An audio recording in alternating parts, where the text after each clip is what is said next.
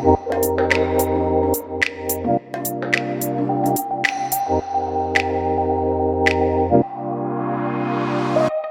guys, it's Duval and welcome back to our channel. And so today, as you can see, I am not in my office. I am here with a very special guest, a very special lady, the award-winning interior designer, Pamela Harvey. Oh, thanks, Duval. You are so kind.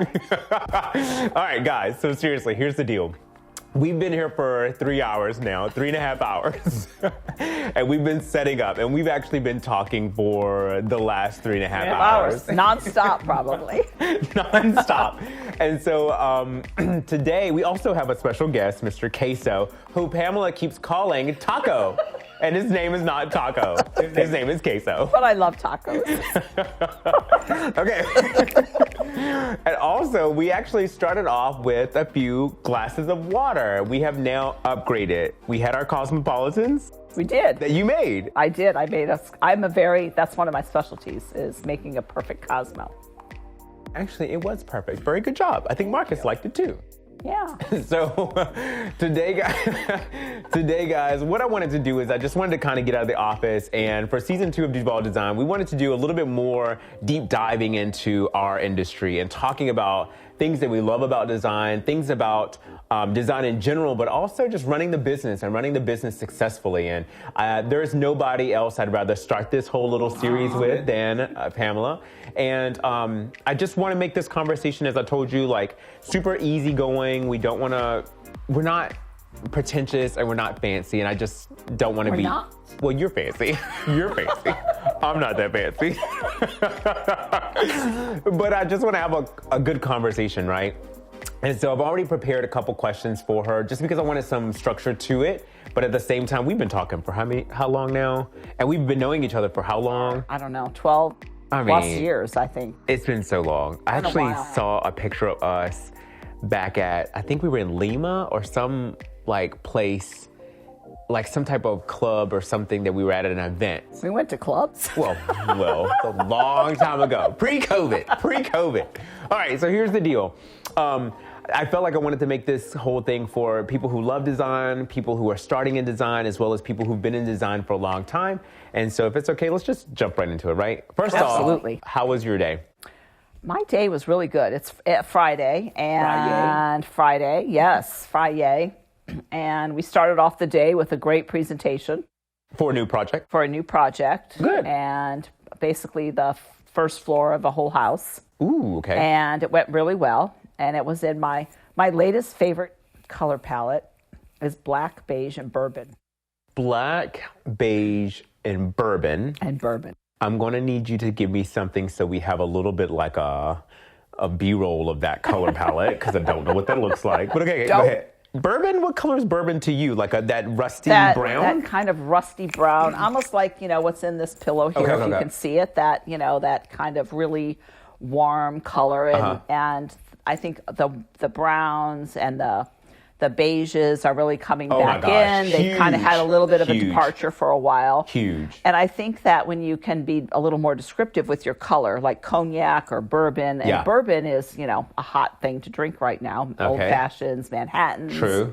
So I think a lot of people, that the word resonates with them. So I think that when you mix a beige and a black, those bourbon tones really warm up the space. Everyone, bourbon is now in, so that's the rule today. That's right. And I've learned how to make a perfect old fashioned and a perfect Manhattan since, other than my Cosmo making. Since we've been in the house forever. Oh my gosh. Those are my bartending skills. Well, pretty good. Wait, so we were saying that brown is kind of in. What makes you think that brown is like in? Obviously, we see it in the industry, et cetera, whatever. What are your thoughts for those things? Yeah. So I had a contractor say to me the other day, I said, I think that, we need to move past some of the gray and the white and whatever. Yeah. And I said browns and the warmer tones are really making a strong comeback. And he looked at me like I was crazy. Because, they get in their mode and they're ready to roll through it. And I looked at him and I said, these cognac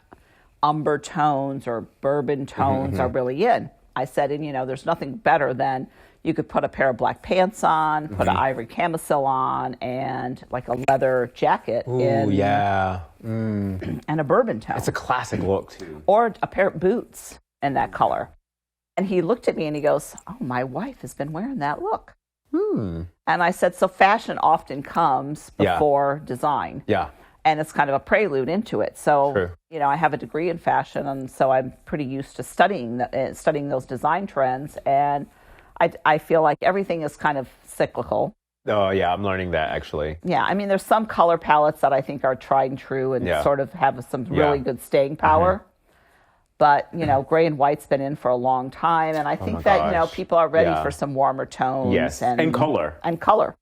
So for those of you who don't know, we had done a designer's dish not too long ago, actually a couple months ago. And so for those of you who have not been able to watch it, we'll go ahead and post a link here somewhere about designer's dish, where Pamela and I, along with our friends Erica and Christopher Patrick, the two other interior designers, were able to just talk about all things interior design. And so this kind of came up a little bit, talking about fashion. It did, yes. How it segues into design. Segues into. So as a designer, do you pay attention to like fashion now, or? Oh, absolutely. Really? I mean, fashion has always been fashion was probably my first love. Okay. And, you know, I have a little bit of background in working in fashion. So I always follow it, and worked in fashion in DC and in New York for many years. And I have a true, just natural love of fashion. So do you think that, you said a second ago that preludes, do you think that that's something we should be watching as interior designers to stay inspired and to stay ahead of like the trends or the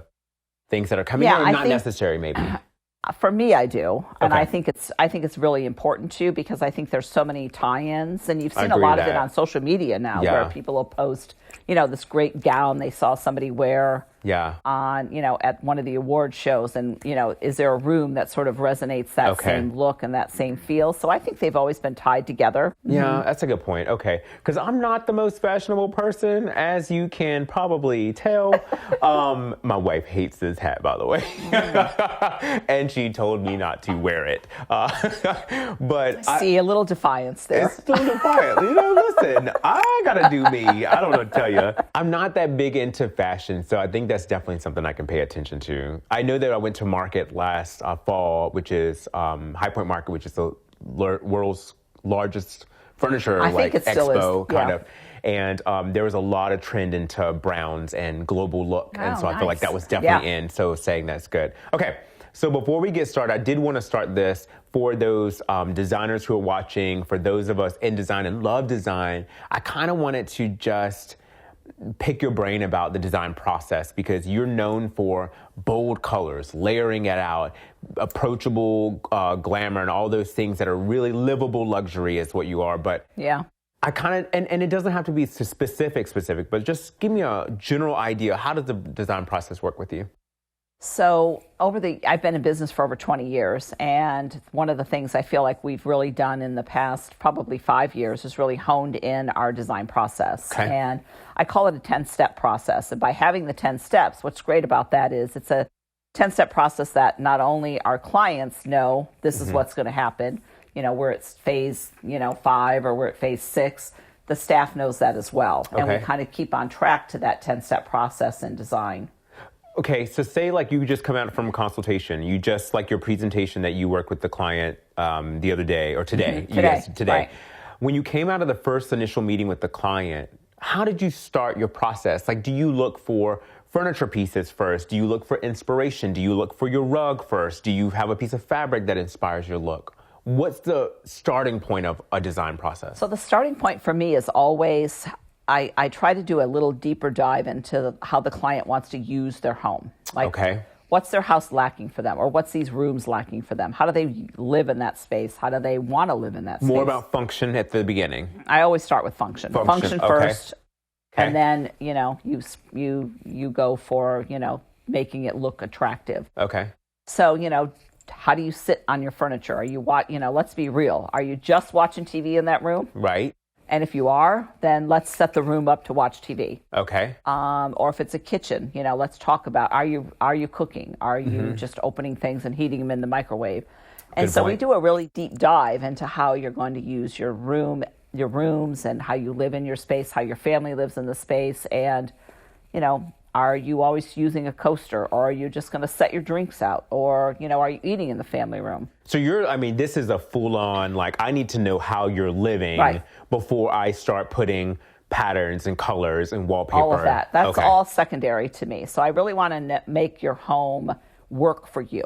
Okay. Because we spend a lot of time in our home. Yeah, and now more than ever.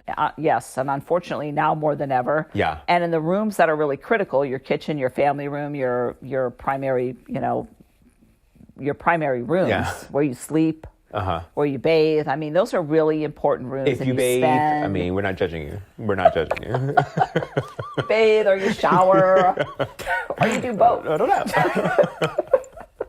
Okay. But we're very, I always say we're very non-judgmental.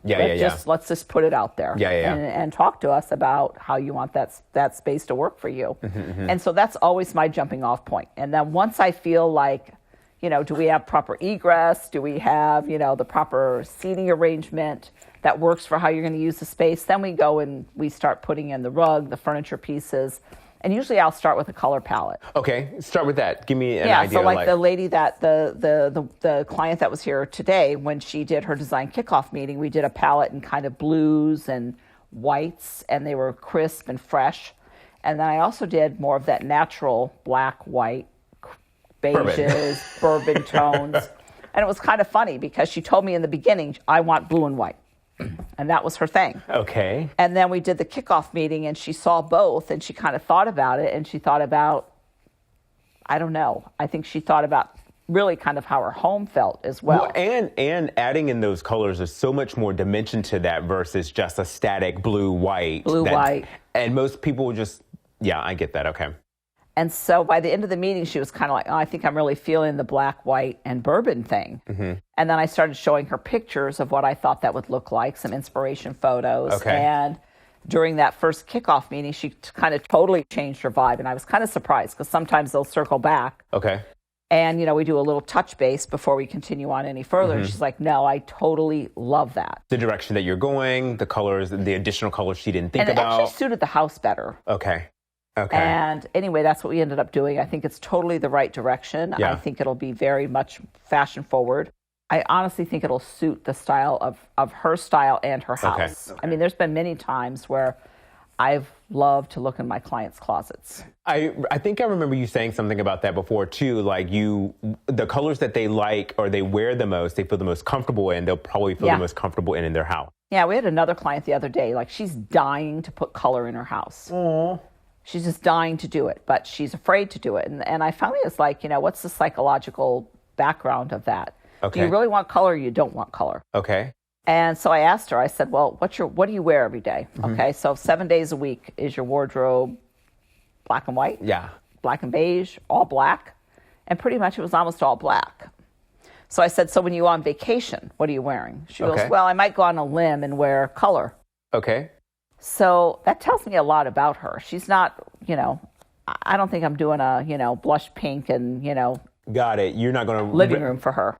You're not going to push her outside of what is comfortable for her that she will gravitate to. Yeah, because I think naturally that's what she's happy with. Okay. And it's kind of like, my favorite color palette is black and white. Yeah. I love a good black, so... Yeah. Okay. And you can do a lot with it. Yeah. If you can layer it, it can be a good foundation. So I meant to go to other questions because I really have other questions lined up, but I want to stay here for a second. You found the color palette and you have decided, okay, this is the color palette that the client has approved. We've run this by them. It looks like we're going in the right direction. Where do you go? You start making selections? We start making selections, and we start taking that project into what I call the final design aspect. Do you start with anything in particular? Do you start with the wallpaper? Do you start with the rug? Not necessarily. It depends on the room and the space. Okay. This particular job was a breakfast room, sunroom, family room, and kitchen. So we were doing a kitchen renovation. So I probably started with the kitchen because that's the most expensive room in the house. And we did a black island. We did black base cabinets. We did white uppers, and then on her black island, black base cabinets. Black base cabinets. white upper cabinets. Okay. But then on this one back wall, I did that all white. Ooh.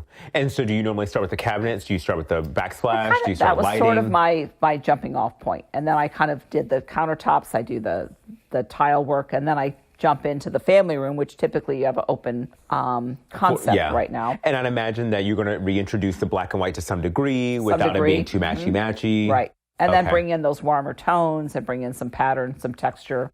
Okay. And make it a little more interesting. I love that. Yeah. One of the things I do have on this questionnaire that I asked you, and I wanted to run it by you first, was Pam has been in the game for a while. And not only has she been in the game, she's been relevant in the game and staying relevant in the game this entire time. And so not to say anything negatively about that, but I'm interested in how are you staying still in front of the relevant trends or the classic looks that keep you so in demand after doing it for so long? Because not only are we battling burnout, because all of us, I'm at 3.5 years and I'm burning out, but also just being desired. What is your thoughts about that? And for those of us who are newer and those of us who are in design for just 5 or 10 years, what's making you still so in demand for design?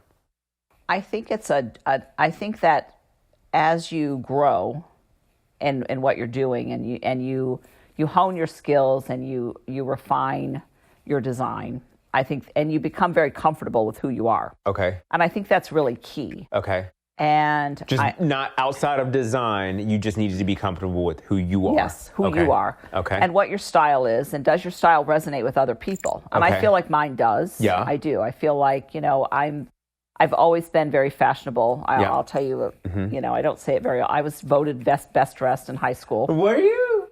What? I mean, it seems a little odd to say now. It's kind of funny. I don't even know that they do that anymore. But I was. Superlatives. I was voted most popular. I could see that. I was annoying, that's why. And loud. Go ahead. Yeah, so, and I feel like, those things that make us who we are. Okay. I mean, I always had a love for fashion.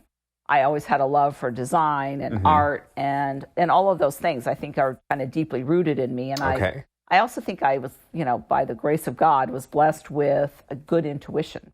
Okay. And, intuitively, I understand fashion trends. I understand sort of what's, when it kind of comes up, it peaks, and then it kind of trails off, and what's coming on the horizon next. And there are certain things that are very classic that never go out of style as long as you keep the lines a little traditional and a little clean and a little simple. Okay, wait, before we go. Because those are your investment pieces. Before we go, because I'm not the only one who's going to want to know, what are you feeling like is something that's classic that's lasting long term? What is something that we can invest in? Are there particular colors, particular textiles, particular finishes, fabrics, anything that you feel like is always classic? I think neutrals are always going to be your staying power. Okay.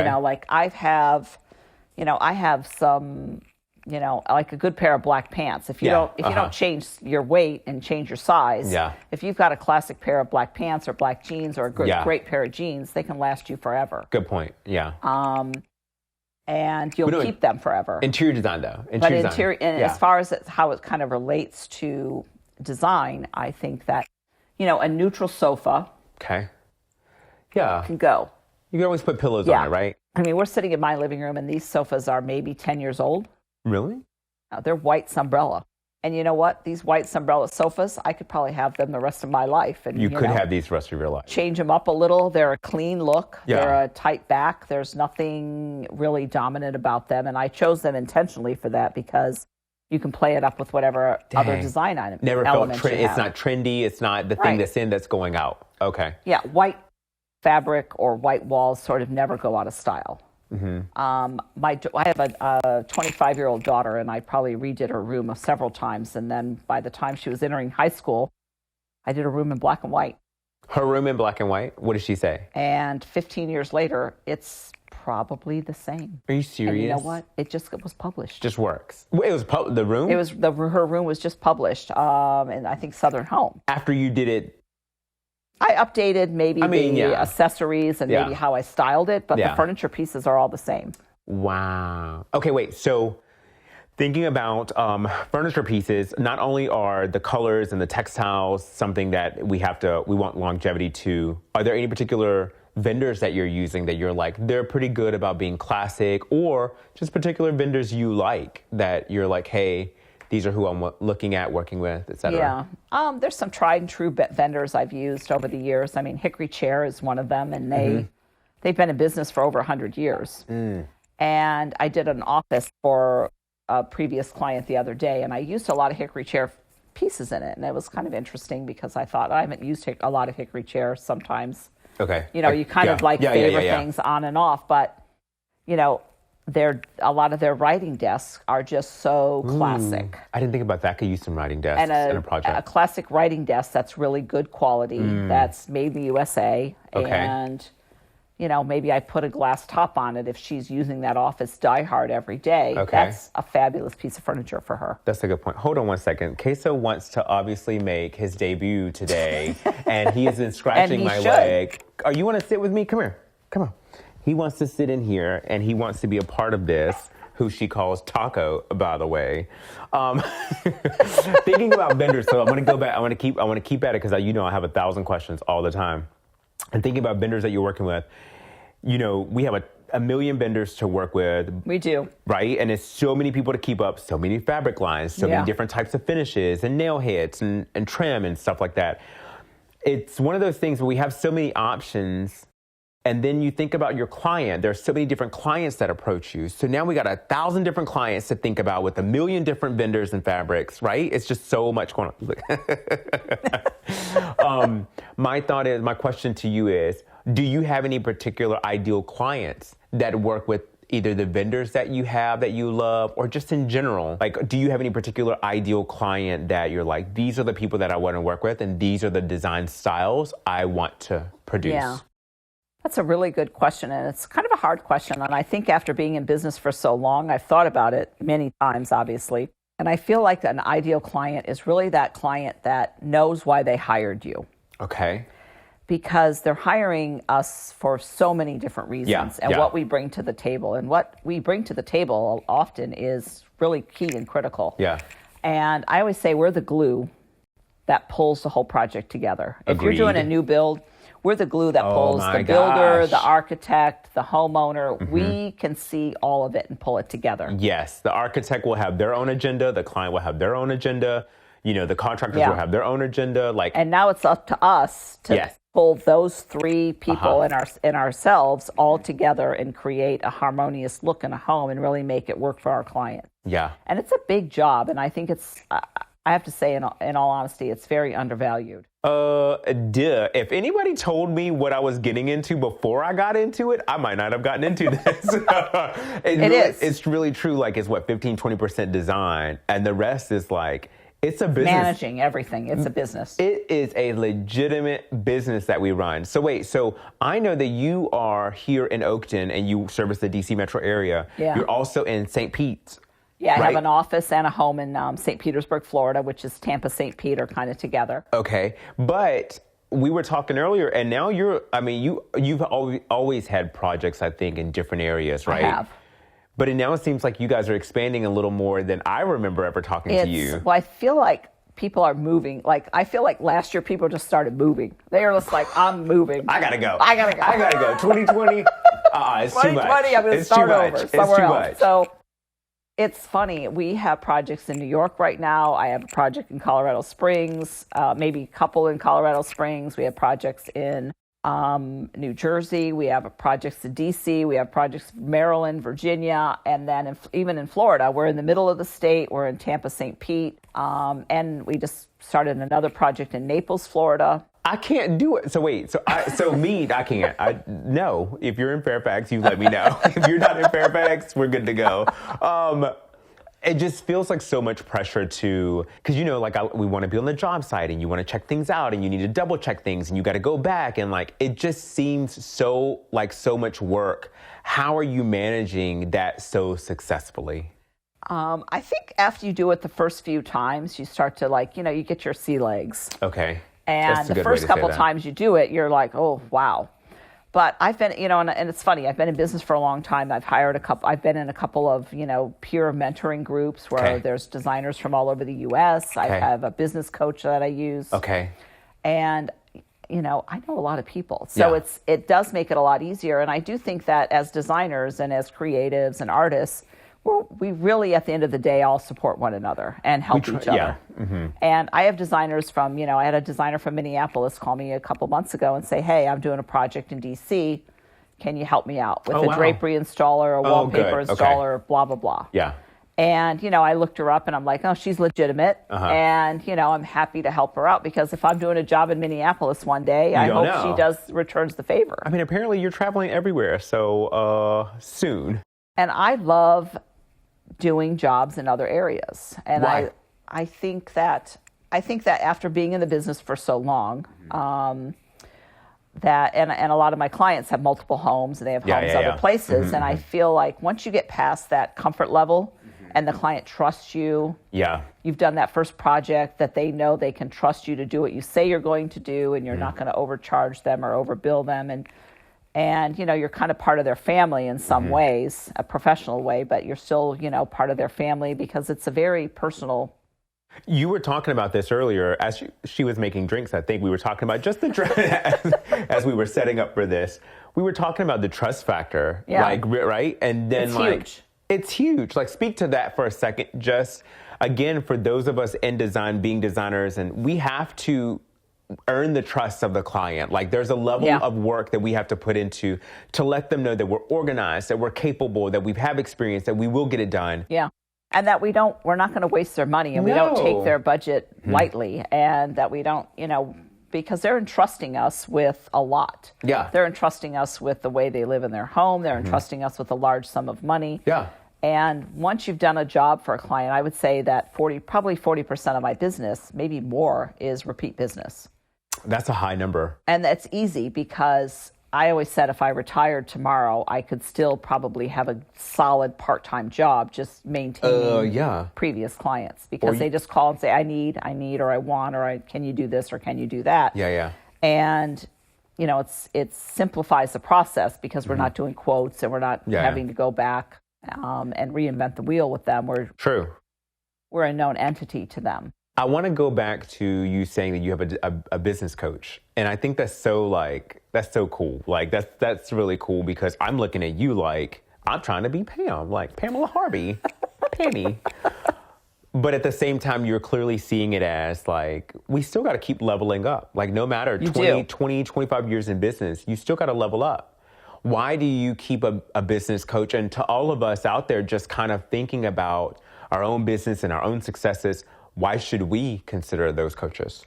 I think it's really kind of a form almost of self-care. Oh, okay. So, and self-care is talked about a lot today. And I think that, all of us, to be a business owner, you wear a lot of hats. Oh my gosh, no one told me. And it's hard. Yes. And, it's hard to, I've been a single mother and I've worked around, my kids' schedules and, weird times and whatever. And you feel like you're all alone out there trying to figure this stuff out. Yes. And a lot of times we are all alone trying to figure this out, and, crying in the corner, and I joke sometimes going, have I run out of things to research on the internet? Yeah. Listen, every day. And maybe we have. So I do feel like hiring a business coach, I think I've done small ways of coaching over the years. And then I made a bigger commitment about 2.5 years ago. And what's great about it is it's sort of like having a little bit of a boss. You've got somebody you have to check into, somebody you have to report to. Okay. Yeah, hold you accountable and say, you know what, this is the stuff I told you need to work on or do to grow and be better at what you do. And we all need that. We all kind of need that self-check-in. Is it worth the investment? For me, I think it's been it's been definitely worth the investment. Yeah. I would definitely do it again. And I think that, I'm still involved in it. And I also work with a peer group around the country that we can check in with, which is also great. Do you think that is something someone needs as they go further in business? Should they do it sooner? Should they do it later? I would do it sooner. I think that it's like a lot of things. Do you have any, like looking back at how you started your business, do you have any regrets? I would say if I hired a coach that really taught me, because I had a lot of experience. I worked, I had big corporate jobs, so I felt like I know this, I got this. But it's different because you don't have all that corporate structure. You don't have a director of HR. You have to make it. You don't have somebody that's giving you a binder of policy SOPs, and procedure. oh my gosh, we're doing those now, and I'm like, this is so much work. So when you're in you come out of bigger corporations like I did, you had all these things were just done. The system was in place. The machine was running. You didn't have to create it. So I think that when you start your own business, and being in a smaller business, I never worked for a small business before. I worked for bigger companies. Yeah. That you're starting from the ground up. So I'd say if I had one thing to go back and do over, probably 15, 20 years ago, I would have hired somebody to come in and say, hey, these are some policies, and this is the system we need to kind of set up. So that's 10, 15 years ago. That was still while you had years under your belt. What would you give some advice to, let's start with newer designers. New designers, what's your best advice for them? Brand new out of the box. Brand new out of the box. They want to get started, don't know what to do. I think that it's good to either have an education in design or have worked for a designer. Or at least work for a designer. Okay. A successful designer. I do agree with that. Like, don't jump out there yourself. It's hard to start cold.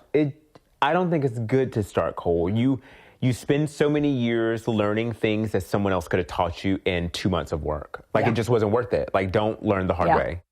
Hard. And I think that then once you do jump out there on your own, I always say there's a couple of elements that make a really good designer. And that is, one, you have to be able to design. Yeah, that helps everyone. Learn how to design. Know how to design. Know what good design is. It's not just filling a room up with stuff. Know what good design is. That's key here. Know what good design is. Every design is not good design. No, there's a lot of bad design. There's a lot of bad design. There is. And know when to, stop. Yeah. So I think that, for some people that just naturally happens. Some people are naturally gifted at design. They might not be gifted at doing the floor plans or the space planning or knowing what code, is all about. But they might be naturally gifted in picking out things and putting together a look that looks good. Yeah, making a cohesive harmony. A person is in business for 5 to 10 years, wanting to go to the next level. What's the advice? I think that's probably when you might hire somebody you bring in some outside help to say, how do I scale my business? What do I want to be when I grow up? Or, what am I looking to do? And for some people, they might be happy in that realm. And one thing I learned not all that many years ago, in the last couple of years, is that female-owned businesses that do over $1 million, the percentage of that happening, I think, is between 1% and 3%. That is so low. Very low. It was shocking to me. What is the advice for the women who feel like they can't get there? Is there a block for them? Yeah.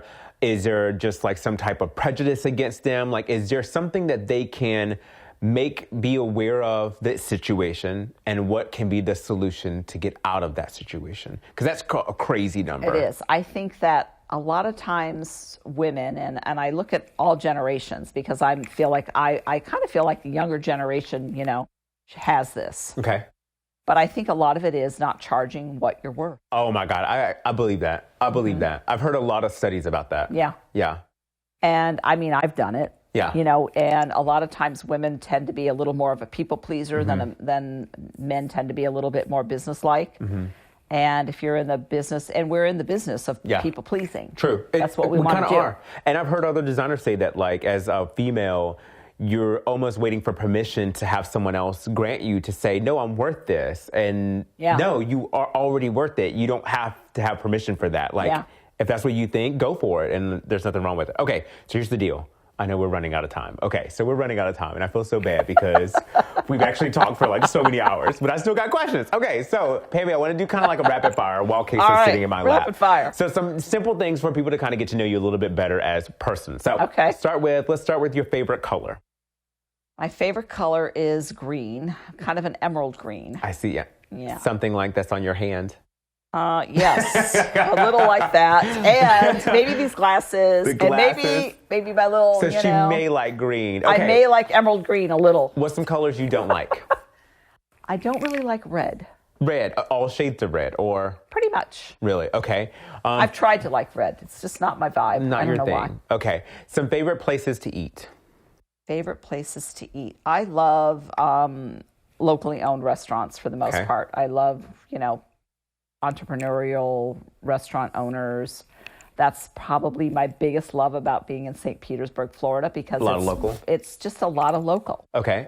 And it's great. Now, there are so many restaurants there that I love to go to. Okay. Favorite place you've ever traveled to? Favorite? To? Well, I mean, I have a long passion for Paris. However, I would say that when you get on the countryside of France, like the Bordeaux region and out in the country, that's probably my favorite. But, Italy would be a strong second. Okay. But I think small towns in the European countryside, any of the smaller towns are probably, there's so many things that I just love about them. What's your favorite accent? What do you mean? Like a person's accent. Cultural accent? Yeah. Well, there's nothing more sexy than a British accent, although British men are not typically all that hot. Oh, no! Sorry, British people. Sorry about that. Facts for fact. No, okay. And then what is your, I don't know if you can share like a guilty pleasure that's shareable, let's say. Guilty pleasure. TV, food, anything. Well, salted caramel, like real homemade caramel, is probably the way to my heart. Really? Yes. I didn't know that. I can Send eat it until in, I people. get a stomach ache. That is weird. You're weird. I know, right? Okay. What's the food that you don't love? I don't know that I have anything I Really? don't love. You'll eat anything? Well, I'm not going to eat insects. No. Pam, oh God. But I love pretty much all food. Yeah? Yeah. Okay. What is project that you're working on that you love right now? Let's see. We're working on a lot of projects right now. We're about to photograph 2 projects next week that are both fun projects. One is a very modern townhouse in D.C. over by the Nat Stadium. Okay. It's a really cool, very urban vibe. It's a little bit different for us, and I love it. And we're photographing also next week a 1920s bungalow in downtown St. Petersburg. So you're going to get photographs next week? Yeah. So hopefully, guys, by the time this video is up, because this may be a while, I'd love to get those images so we can throw that those would be in. great. Yeah, we would love to show that. They're both great projects. And the bungalow in St. Pete we've been working on for, I think, almost 3. We worked on that project for almost 3 years. We did everything. Oh, you. It was a complete gut down to the studs. We did an addition off the back, and we were involved in everything from the lime wash color of the red brick outside to the back porch to the, I did the reflective ceiling plans. We did pretty much everything in that house, and it is really a charming project. 3 years. Oh my gosh. Yeah.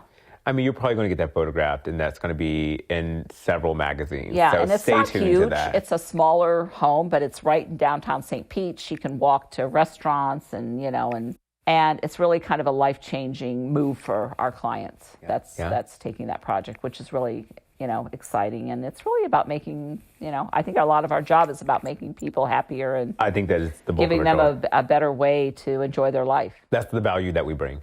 All right, so I'm going to end it with one last question. Who's your favorite musical artist?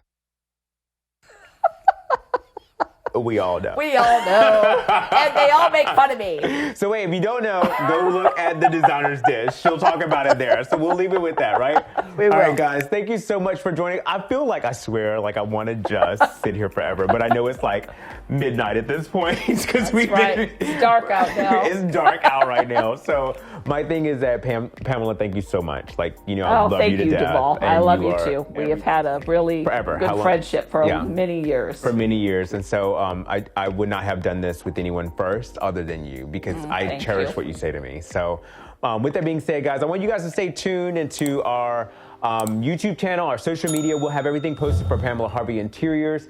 You got to check out her stuff, not only looking at the things that she's doing now, but watching for the things that are coming up. It's always something exciting. She's always staying on the forefront. She's always creating the next look for us to be inspired by. So I'm super excited about that. So until then, guys, I guess I'll see you in the next video, and maybe I'll see you. Right. I know we may be doing Designer Dish soon. We have to do another episode 2 of Designer Dish. If we do, I think we're going to be doing it at her house in Florida. Yeah, we definitely are. We'll see.